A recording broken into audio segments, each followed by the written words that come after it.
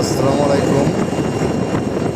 ঘূর্ণিঝড় রেমালের প্রভাব শুরু করেছে আমাদের মোংলাতে 10 নম্বর পরিসংখ্যে দেওয়া হয়েছে। এরই ভিতরে একটি দুর্ঘটনা ঘটে গিয়েছে মোংলাতে।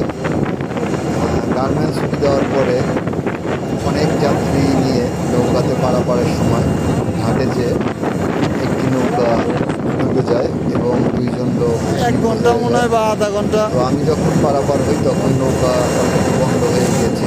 আপনারা দেখতে পাচ্ছেন যে কী পরিমাণ নদীতে আজকে ঢেউ, এবং আমি পার হয়েছি ফেরিতে।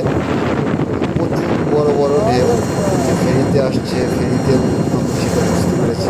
প্রচুর বাতাস ছিল, এবং এই যে দেখতে পাচ্ছেন যে আপনার নৌকা যেখানে ডুবি হয়েছে সেই নৌকা তোলার জন্য সব নৌকা